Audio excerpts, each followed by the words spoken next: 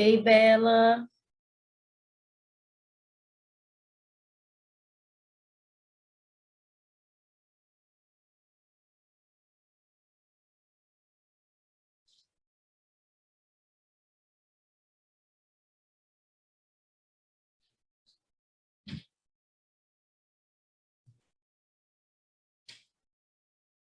Bela, você está me ouvindo?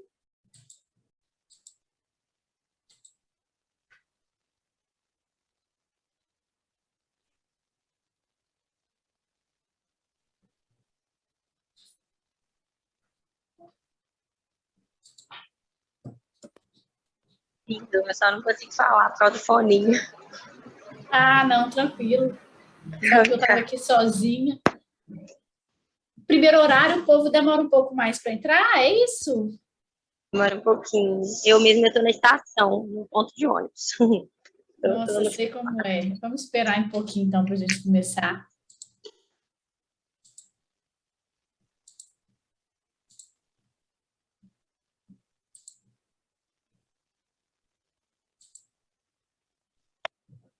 Vão chamar lá também, lá no grupo. Assim. É, no grupo, né? Vou chamar.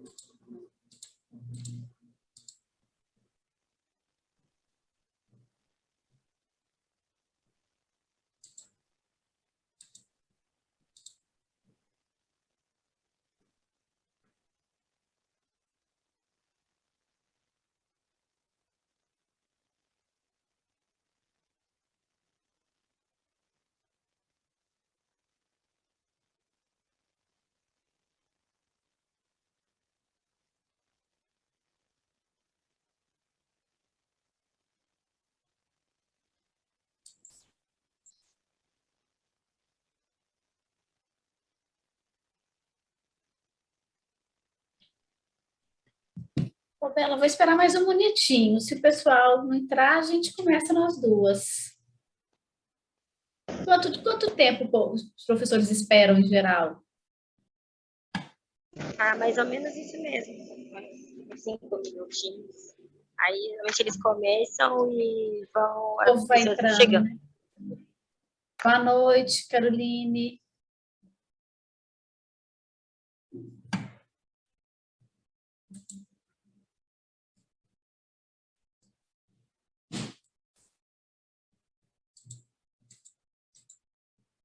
Estava falando aqui com a Bela que eu ia esperar. Boa noite, Cláudia.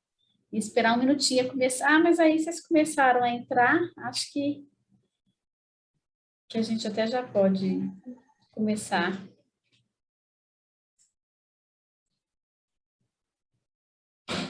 Tudo bem com vocês? Dando conta desse calorão?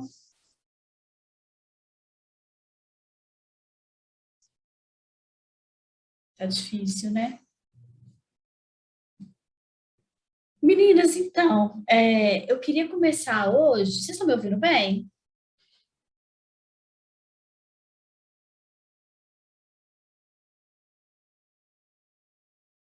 Eu queria começar hoje com as questões do simulado. Eu queria retomar elas aqui com vocês, porque são todas questões do Enem. Então, eu acho que é importante para vocês, mais do que para saber por que errou, por que acertou, mas para entender um pouco como que é esse formato de questão de sociologia do Enem. Ok? Então, eu vou começar. Na última aula, a gente trabalhou instituições educacionais, né? A gente ficou um tempo aí sem aula porque foi feriado, mas a gente trabalhou as instituições educacionais. Então, eu vou primeiro trabalhar as questões do Enem, e aí o tempinho que sobrar, eu vou só falar um pouco de estatísticas de educação. A gente já falou bastante da parte teórica aula passada. Deixa eu compartilhar aqui com vocês.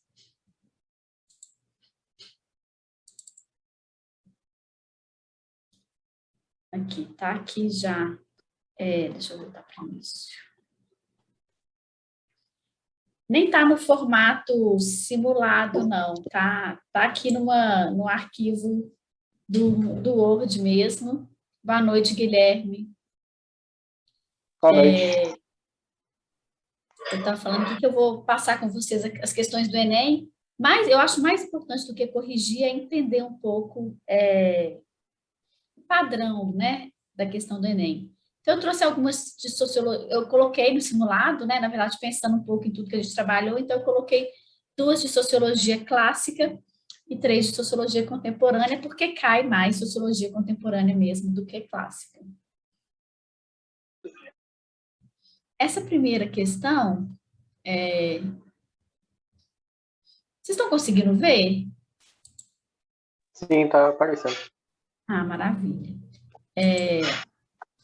Essa primeira questão é uma questão de sociologia clássica que tem uma citação do Durkheim, né? Vocês já fizeram muitas questões do Enem, essa questão bem clássica que tem aí um trecho, um fragmento de texto e pergunta sobre o fragmento. Então, eu vou ler ele aqui para vocês. A sociologia ainda não ultrapassou a era das construções e das sínteses filosóficas. Em vez de assumir a tarefa de lançar luz sobre uma parcela restrita do campo social, ela prefere buscar as brilhantes generalidades em que todas as questões são levantadas sem que nenhuma seja expressamente tratada. Não é com exames sumários e por meio de instituições rápidas que se pode chegar, intuições rápidas, que se pode chegar a descobrir as leis de uma realidade tão complexa. Sobretudo, generalizações, às vezes tão amplas e tão apressadas, não são suscetíveis de... Esse trecho é um trecho que o Durkheim falou lá no século XIX, né? Ele está falando sobre uma sociologia que não é a sociologia de hoje, ele está falando sobre a realidade lá na qual ele estava vivendo, né? E aí, o texto vai expressar o esforço de Durkheim em construir uma sociologia com base na adesão aos padrões de investigação típicos das ciências naturais. Em geral, as questões do Enem, elas estão muito bem respondidas no texto. Essa é uma questão que eu diria que só o texto ajuda muito a responder, mas só o texto, se você não souber nada, eu acho que fica difícil de responder essa questão, que é uma coisa meio rara, mas, enfim, aqui é isso que está rolando. Porque o Durkheim falava muito que a sociologia, ela devia tratar o seu objeto, ou seja, a sociedade, com a mesma objetividade que as ciências naturais tratavam os seus objetos. Então, é um pouco isso que ele está dizendo aqui, né? Que a sociologia está tentando estudar o todo e não está focando no objeto. Então, ele está falando isso no texto, mas sem falar de ciências naturais, enfim, sem fazer essa comparação. Então, o texto ajuda a responder, mas se tivesse conhecimento prévio, que ele dizia, né, dessa objetivação, eu acho que ajudava muito a responder. Aí as opções que estão erradas, né? Vinculação com a filosofia. Não, são ciências separadas, independentes. Reuniões de percepções intuitivas. Não, gente, a sociologia é ciência. Então, não tem nada de intuição, né? É ciência, tem método, padrão, formulação de hipóteses subjetivas sobre a vida social. De novo, é uma ciência, então é objetiva, não é subjetiva. E a última, incorporação de um conhecimento alimentado pelo engajamento político. Essa podia enganar um pouco, porque existe esse mito de que a sociologia ela é uma ciência de esquerda, enfim. Mas isso não é verdade, né? A sociologia não é uma ciência de esquerda, ela não incorpora, né, o engajamento político. O que acontece é que ela vai estudar temas que muitas vezes são, né, você vai estudar a desigualdade social, e aí quando você questiona a desigualdade social, as pessoas falam que esse é um posicionamento de esquerda, mas a sociologia é uma ciência, portanto, ela é neutra, né? Claro que as pessoas que fazem a ciência, eu tenho a minha posição política, enfim, os sociólogos em geral têm a posição política, mas é importante que a gente consiga fazer essa separação, né? Bela, você me perguntou aqui se tivesse objetiva aqui, estaria correto. O problema aqui é o subjetivo. A sociologia, ela formula hipóteses objetivas, né? A ciência, o processo da ciência é esse. Você primeiro levanta hipóteses e depois você vai comprovar elas ou não. Só que as hipóteses, elas têm que ser objetivas. Subjetivas é meio essa coisa da intuição mesmo, assim. Então, se fosse só mudando essa palavrinha, estava certo. Questão 2, eu acho que talvez eu tenha chegado a trabalhar ela com vocês em sala. Eu gosto muito dessa questão. Eu acho que ela traz um debate que é um debate super contemporâneo. Então, é muito louco, assim, porque ela é uma questão de sociologia clássica, mas ela é muito atual. E aí, primeiro, vai ter esse tipo de questão do Enem, que aparece 2 textos, é muito comum, muito comum. O Enem ama essas questões de 2 textos. Essa aqui, o primeiro texto, na verdade, é uma música, né? Que eu acho muito, muito bonita e, enfim, traz um questionamento bem interessante. Tá vendo? Que é uma música do Zé Ramalho. Ou dessa pessoa Barbosa, que eu não sei quem é, enfim. Mas o Zé Ramalho que gravou. Tá vendo aquele edifício, moço? Ajudei a levantar. Foi um tempo de aflição. Eram 4 condução, 2 para ir, 2 para voltar. Hoje, depois dele pronto, olho para cima e fico tonto. Mas me vem um cidadão e me diz desconfiado. Tu tá aí admirado ou tá querendo roubar? Meu domingo tá perdido, vou para casa entristecido, dá vontade de beber. E para aumentar o meu tédio, eu nem posso olhar para o prédio que eu ajudei a fazer. Essa música, ela tem outros trechos que vai continuar um pouco nessa lógica, assim, dando alguns outros exemplos, enfim. Eu acho esse trecho, eu acho muito, muito legal e traz um questionamento muito forte, né? E aí o texto 2 vai vir um trecho do Marx, dos manuscritos econômicos filosóficos. A aula de Marx, gente, foi uma aula que eu dei, eu acho que era véspera de feriado, não tinha quase ninguém na aula, foi uma pena, porque é uma aula super, super interessante. O trabalhador fica mais pobre à medida que produz mais riqueza, e sua produção cresce em força e extensão. O trabalhador torna-se uma mercadoria ainda mais barata à medida que cria mais bens. Esse fato simplesmente subentende que o objeto produzido pelo trabalho, o seu produto, agora se lhe opõe como um ser estranho, como uma força independente do produtor.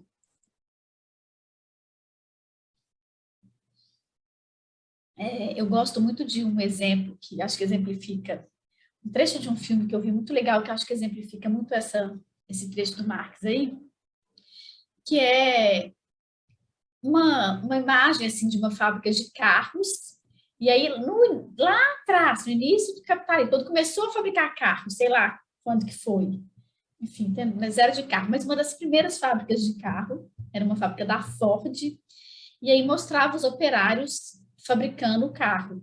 E aí falava o preço do carro. E aí falava o preço do salário do cara que trabalhava na fábrica, lá, do operário mesmo, na linha de produção. Ele falava quantos anos aquele operário ia ter que trabalhar para conseguir comprar o carro. Era tipo, a vida toda, era impossível ele comprar aquele carro. É um pouco isso que esse texto está falando. E aí, com base nos textos, a relação entre trabalho e modo de produção capitalista é derivada do aumento da riqueza e da ampliação da exploração do trabalhador. É isso, a riqueza aumenta porque o trabalhador está trabalhando mais. Isso não significa que ele vai ganhar mais dinheiro, em geral ele não ganha. Falei disso um pouco na aula de Marx, né? Em geral ele vai se tornar ainda mais pobre, porque o dono da empresa vai ganhar mais, então a distância entre os dois vai aumentar, a gente vai ter o aumento da desigualdade social, que Marx chamou de pauperização. Bela, pode ler. Eu posso ir explicando as outras opções enquanto você lê, ou você quer que eu espere?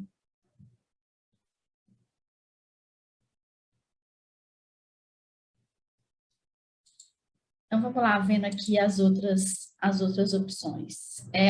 A relação entre trabalho e modo de produção. Isso que a Bela está fazendo, ela falou assim, deixa eu ler aqui de novo, isso é uma coisa boa, gente. Não se acanhem em ler 1000 vezes, sabe? Assim, você lê os textos, lê o enunciado, presta atenção o que essa questão está pedindo. Porque uma coisa que o Enem costuma fazer muito é que, às vezes, coloca opções corretas aqui, mas que não respondem ao enunciado. Então, você coloca uma opção correta, mas que não tem nada a ver com o que está sendo pedido. Então, é muito importante ler o enunciado, entender o que está sendo pedido.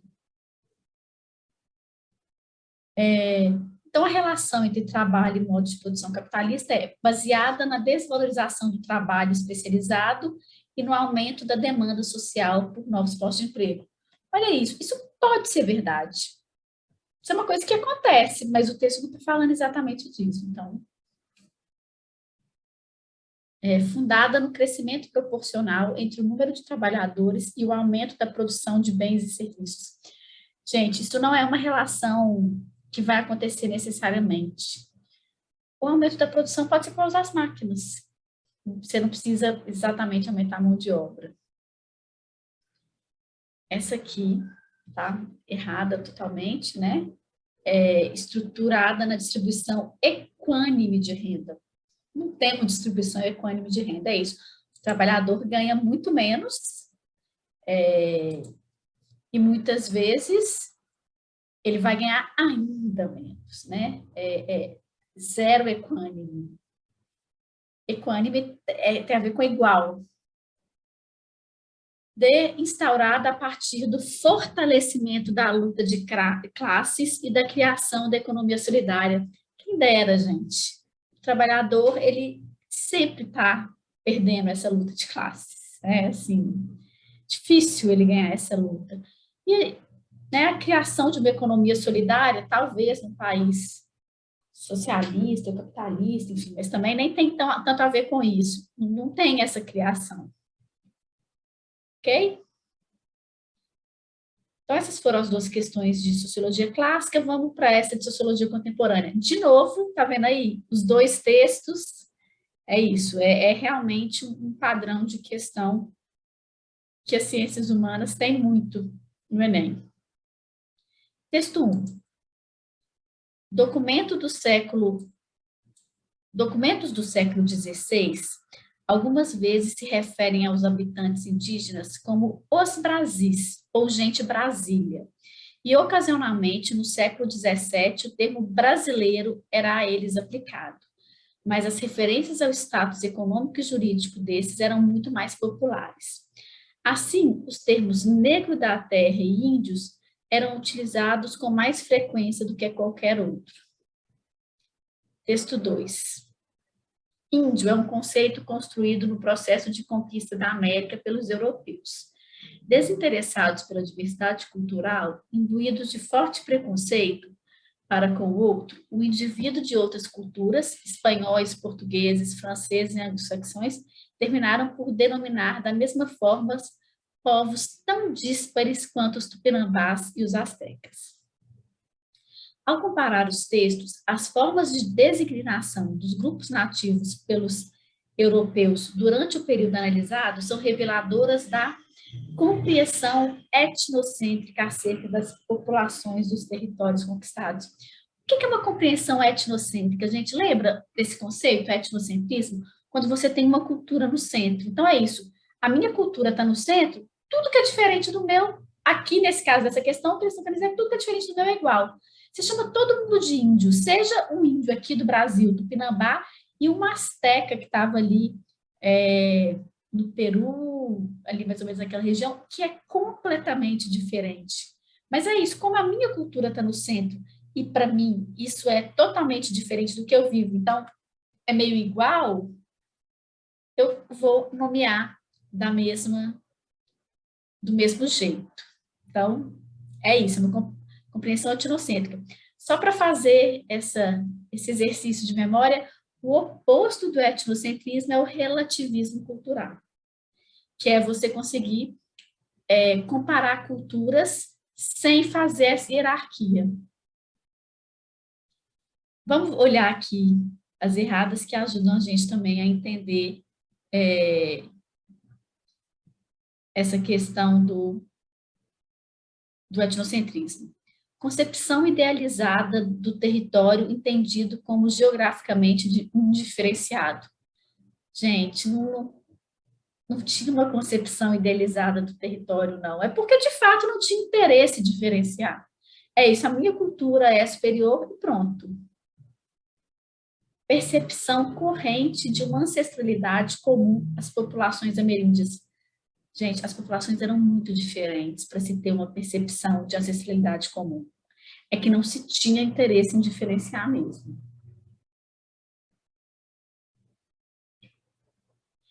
D, transposição direta das categorias originadas no imaginário medieval? Não. É isso, assim, os índios encontrados aqui na América, eles não estavam no imaginário de lugar nenhum. Não estava, foi uma coisa totalmente nova que foi encontrada. Visão utópica configurada a partir de fantasias de riqueza. Também não, né? Não tinha essa... Não é por isso que se comparava do mesmo jeito. As riquezas eram, inclusive, diferentes, né? No Brasil, a gente tinha muito ouro, lá os astecas tinham muito prata. Essa questão 4, ela é sobre cultura, que é um conceito também bem importante. Esse trecho aqui eu acho muito legal. O cidadão norte-americano desperta em um leito construído segundo o padrão originário do Oriente Médio, mas modificado na Europa setentrional antes de ser transmitido à América. Sai debaixo de cobertas feitas de algodão, cuja planta se tornou doméstica na Índia. No restaurante, toda uma série de alimentos tomada de empréstimo esperam. O prato é feito de uma espécie de cerâmica inventada na China. A faca é de aço, liga feita pela primeira vez na Índia do Sul. O garfo foi inventado na Itália medieval. A colher vem de um original romano. Lê notícias do dia impressas em caracteres inventados pelos antigos semitas, em material inventado na China e por um processo inventado na Alemanha. É isso, né? O ritual aí da manhã está tomado de coisas de vários lugares. A resposta da situação descrita, a respeito da situação descrita, é correto afirmar que se trata de um exemplo de como os costumes resultam da, letra D, fusão de elementos e tradições culturais diferentes. É isso. A gente tem aqui elementos e tradições culturais que são absolutamente diferentes. Gente, China, Índia, Itália, né? É uma miscelânea aí de culturas bastante diferentes. Vamos ver as erradas. Assimilação de valores de povos exóticos. A gente não está falando de valor aqui. Ninguém falou de valor. Está falando de questões materiais. Boa noite, Fernanda. Experimentação de hábitos sociais variados. Não. Os hábitos são americanos. Esses utensílios não necessariamente são usados dessa mesma maneira nos seus países de origem. Por exemplo, tem uma aqui que fala a faca de aço liga feita pela primeira vez na Índia do Sul. Na Índia, muitas vezes, eles nem usam talher, né? Então, eles se apropriaram de material da Índia para fazer um utensílio que não é usado lá. Até é, mas enfim, não é o tempo todo. Recuperação de heranças da antiguidade clássica. Não, o jornal é uma coisa que não veio da antiguidade clássica, enfim. Valorização de comportamentos de grupos privilegiados. Ninguém está falando aqui de privilégio, não é uma questão que trabalha isso. É isso. Isso aqui até pode ser certo em algum contexto, mas não tem nada a ver com essa questão. É aquilo que eu falei de questões do Enem, que tem opções que estão corretas, mas não respondem ao enunciado. E a última questão, o simples nascer investe o indivíduo de uma soma inalienável de direitos apenas pelo fato de ingressar na sociedade humana. Viver, tornar-se um ser no mundo, é assumir com os demais uma herança moral, que faz de cada qual um portador de prerrogativas sociais. Direito a um teto, à comida, à educação, à saúde, à proteção contra o frio, à chuva, às intempéries, direito ao trabalho, à justiça, à liberdade e a uma existência digna. Esse texto é do Milton Santos, que é um geógrafo brasileiro super importante, na verdade, é o mais importante geógrafo que o Brasil já teve. Não sei se o professor de geografia falou dele para vocês, mas provavelmente vai falar. É uma figura, assim, muito, muito foda, já morreu. Ele está falando disso, assim, do fato de a gente nascer, a gente já nasce um cidadão de direitos, né? E ele está falando aqui da cidadania, esse conceito que é bem importante, que a gente trabalhou também antes das férias. Acho que tudo aqui a gente trabalhou antes das férias. Eu diria que sim, não tenho certeza absoluta, não. Talvez alguma coisa em agosto, enfim. A respeito da cidadania, é correto afirmar: a consagração da cidadania ocorre quando há respeito ao indivíduo e como um direito ela atinge toda a sociedade, conferindo a todos garantia. Então, a consagração da cidadania é a cidadania quando ela vai ocorrer de fato, né? Por isso, consagração da cidadania. É isso, a gente vai poder falar em cidadania quando o indivíduo é respeitado. E ela vai atingir toda a sociedade, né? É isso, uma cidadania plena, que atinge toda a sociedade e vai garantir a todos os direitos. Vamos ver aqui as outras. O momento específico de se exercer a cidadania nos países desenvolvidos é quando se opina e vota. Cuidado, gente, isso é uma questão, isso é quase uma pegadinha, porque existe uma grande relação, não é uma relação, o voto é super importante para a cidadania. E a televisão, por exemplo, costuma fazer uso disso, né? No dia das eleições fala, hoje estamos exercendo o nosso ato máximo de votar, né? Assim, o nosso ato, como é que é a frase, gente? Dia de eleição, eles falam assim, hoje vamos exercer a nossa cidadania, enfim, tem um pouco esse reducionismo. Existe mesmo, sabe? É um senso comum. Então, cuidado. Não, o voto é super importante para a cidadania, mas é um direito, é um dos direitos políticos. A cidadania, a gente ainda tem direitos sociais e direitos civis. Então, temos que ter cuidado. B. Os cidadãos nas sociedades modernas são todos aqueles que estão em condições aptas de opinar sobre os rumos da sociedade. Essa questão, ela pode confundir a gente. O que é opinar? Né? Os cidadãos, eles podem votar.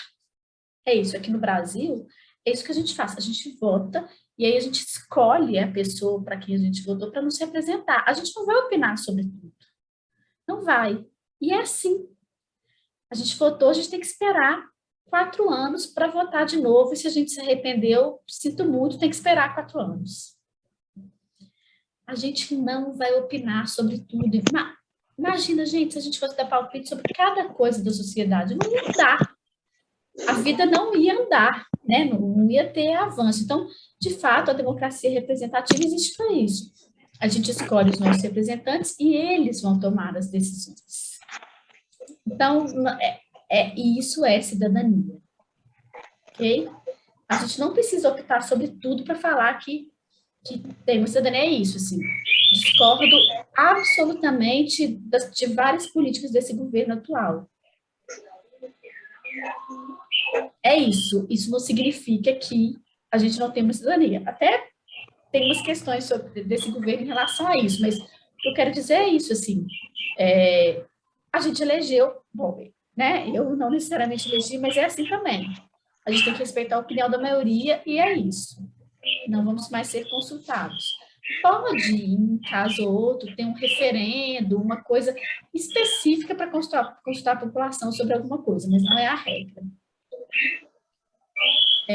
A atuação... Gente, acho que tem alguém com o microfone ligado.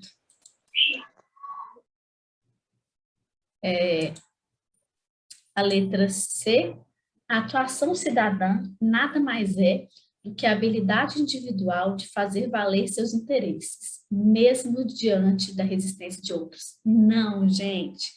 Cidadania não é fazer valer seus interesses, não é. Cidadania é garantir direitos. E é isso. Vão ter interesses distoantes aí. Então, é isso.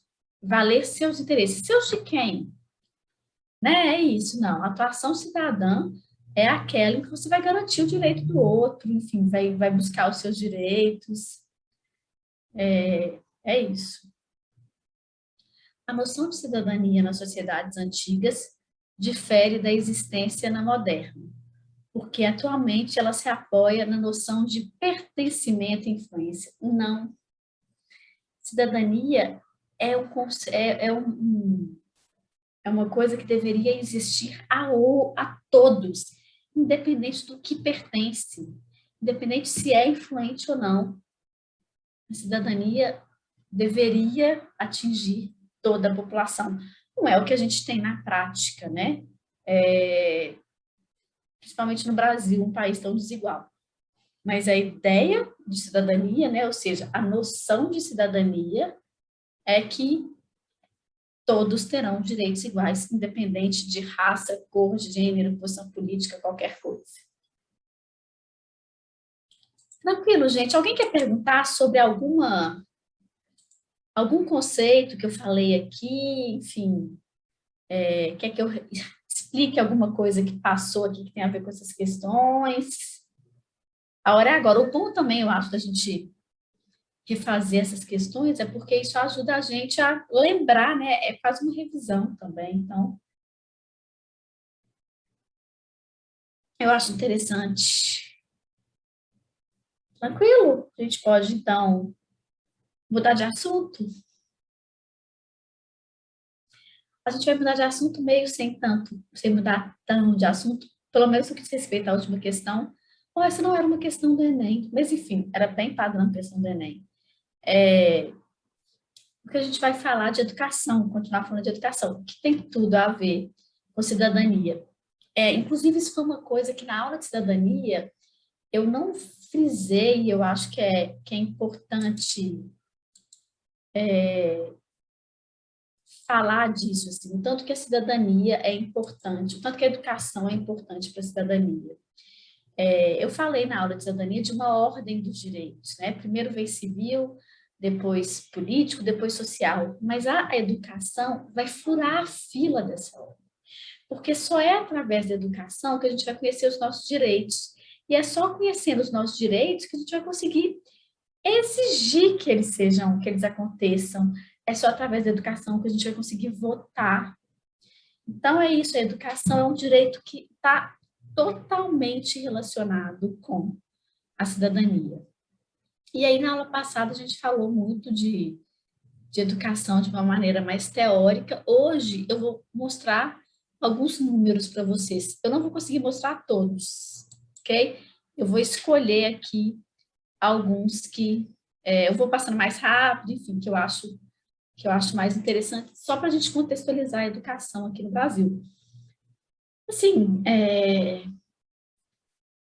eu acho que qualquer pessoa que, né, qualquer pessoa que assiste jornal, enfim, que está minimamente antenado, sabe que a gente vive numa situação de extrema desigualdade educacional. Mas é importante entender os números, né, um panorama melhor. Então, bora lá. Deixa eu compartilhar outra tela aqui com vocês.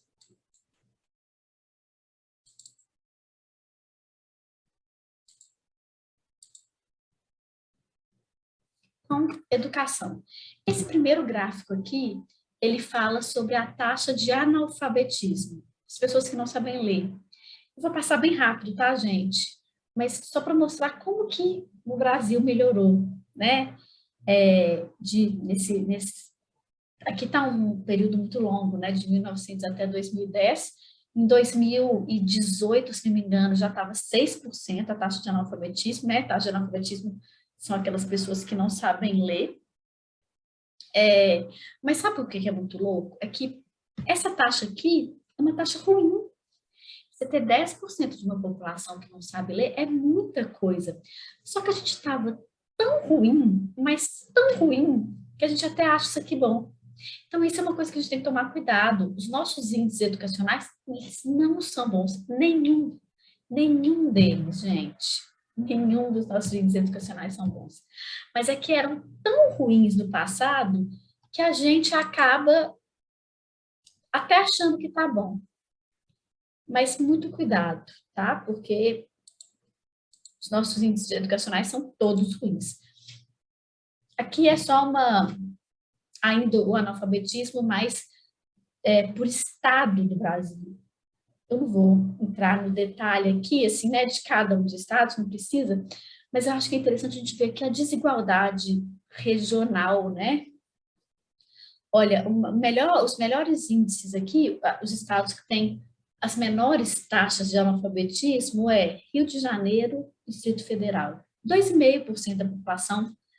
Isso sim é um índice bom, 2,5%.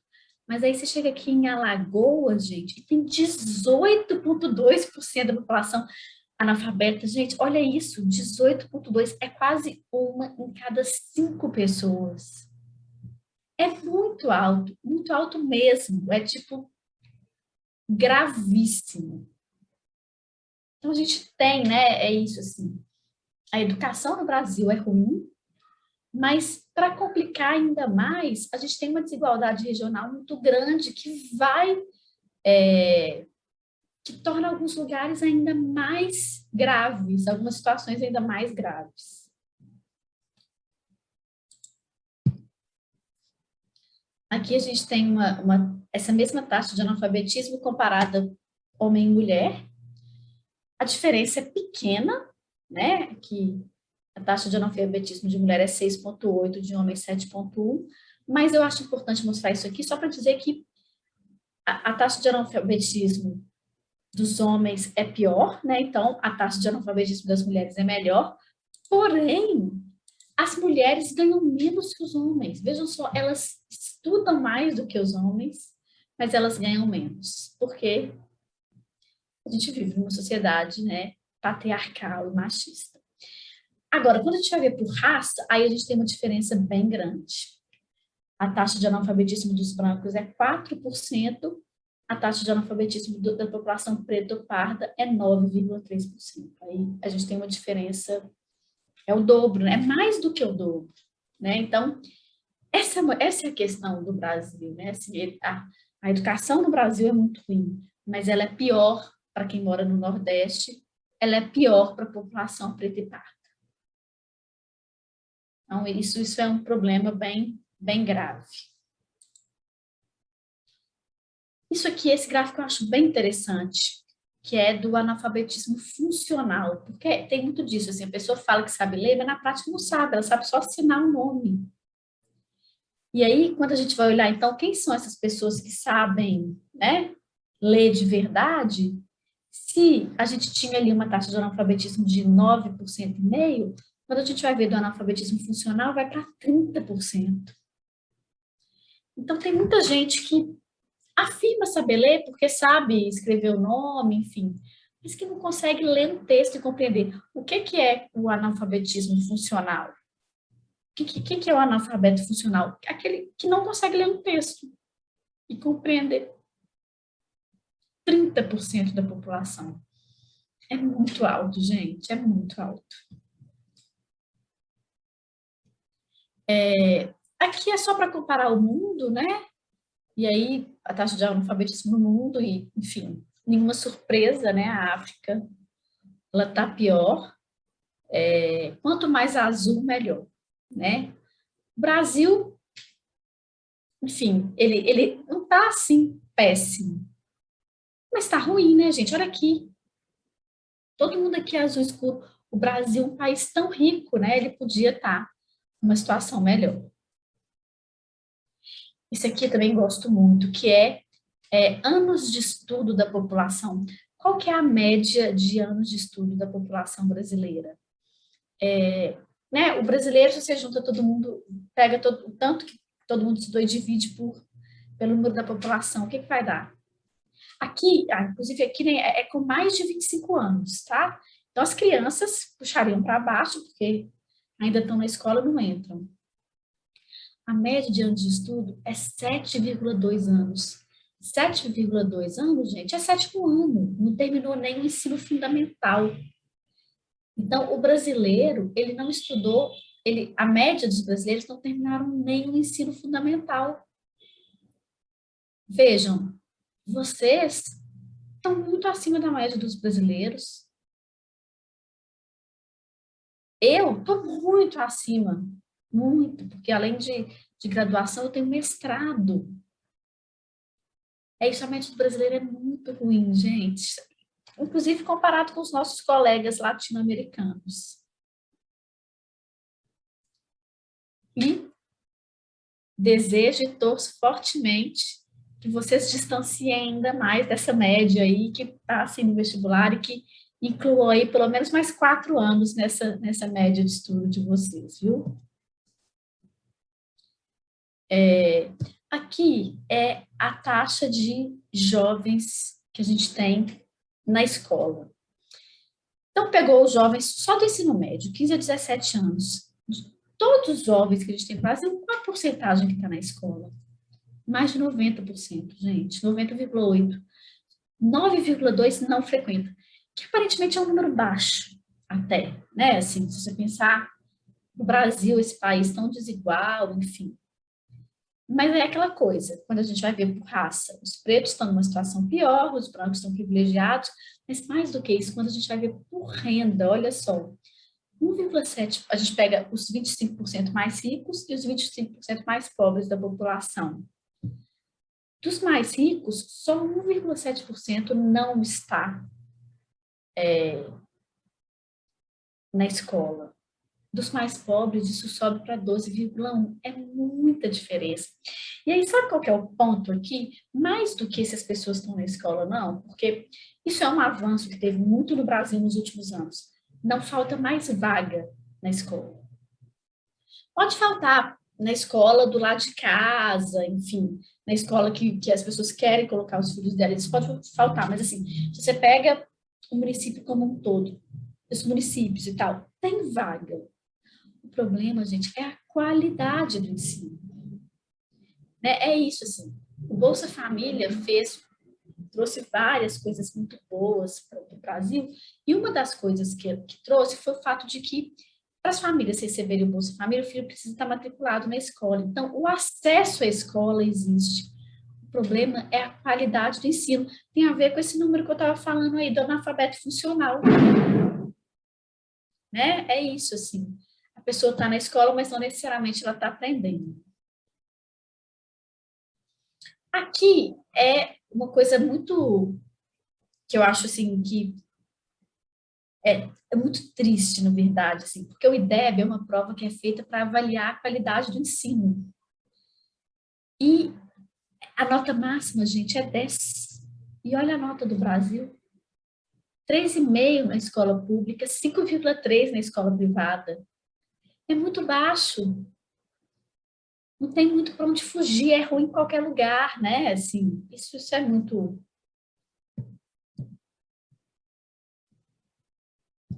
difícil. E aí, só agora já chegando no fim, mostrar também alguma coisa boa.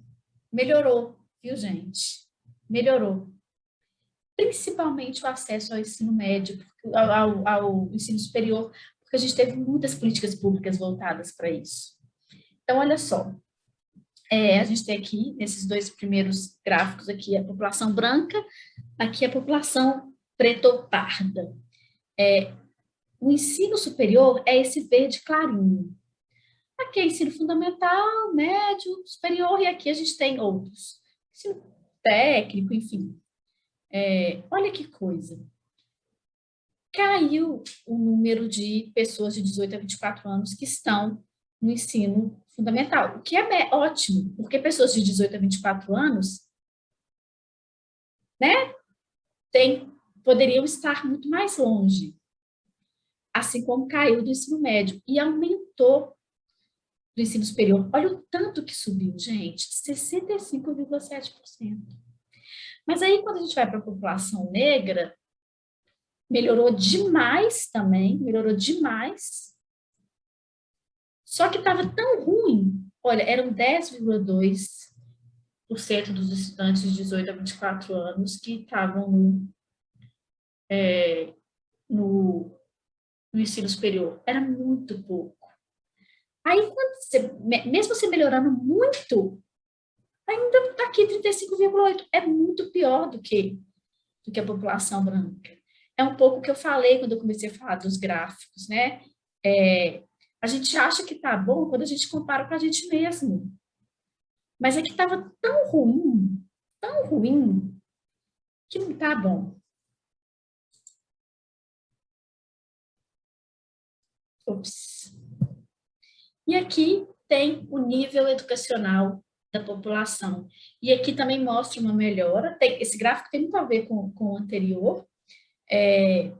A gente diminuiu de 70% para 57%. Aqui, porque o anterior era dos estudantes mesmo, né, das pessoas de 18 a 24 anos. Aqui, a gente está falando da população como um todo. Então, de 2004 para 2013, caiu de 70% para 57% as pessoas que têm ensino médio incompleto ou menos. E caiu porque melhorou. Olha só, a gente tem agora mais pessoas com ensino médio completo, subiu de 22 para 30. Mas quando a gente vai aqui para o superior, olha, a gente passou de 8% para 12%. Melhorou? Melhorou. Melhorou. Melhorou em 50%, inclusive, que é uma melhora significativa, mas ainda é muito baixo, né, gente? Ainda é muito baixo. Só 12% da população brasileira toda tem ensino superior. É muito pouca coisa. Melhorou um pouquinho, né? Se a gente pegar agora 2021, eu acho que a gente chega em 18%, 17%, 18% da população vai ter ensino superior, mas ainda é muito pouca gente, né? Ainda precisamos melhorar muito, né, nesses números. E aí, só para voltar num aqui, só para a gente pensar nisso, né, que a média de anos de estudo da população é 7,2 anos. Então, de fato, tem muito o que melhorar. Gente, alguém tem alguma dúvida? Quer perguntar alguma coisa?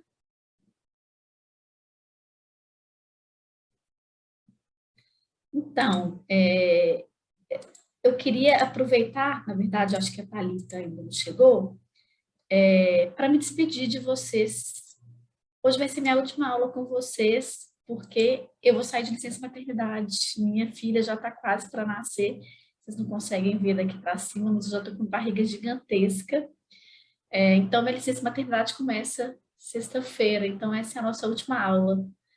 Eu sinto que passou muito rápido, que eu tinha muito mais coisa para ensinar para vocês, mas, enfim, vocês têm vários outros professores ótimos aí, Marisa e Décio na história, que me ajudam muito na sociologia, né, tem a geografia, então tem aí toda vai entrar uma professora de artes, que vai ser super importante também para, né, CAI Artes, né? Então, eu fico um pouco com o coração apertado de que podia ter sido mais, mas ao mesmo tempo é isso, né? Vocês não vão ficar com esse horário vago, vai entrar outra professora.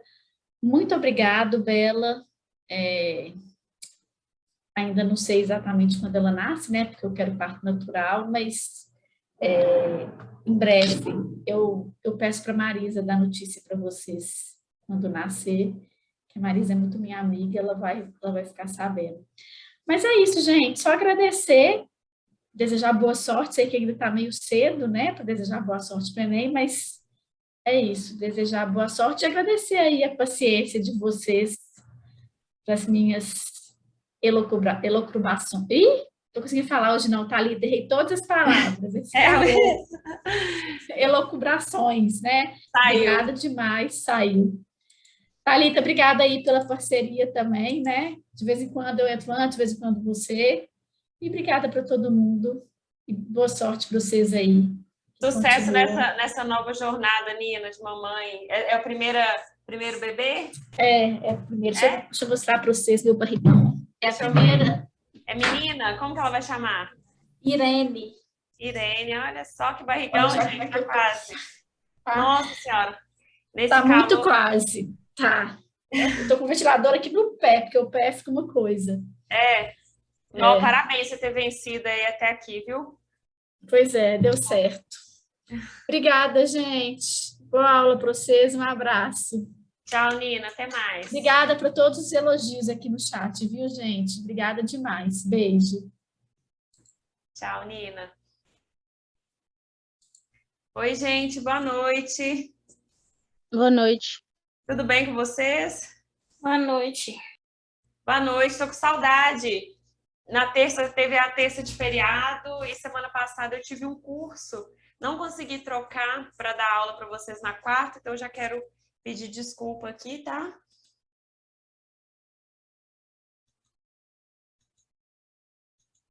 Vocês estão bem?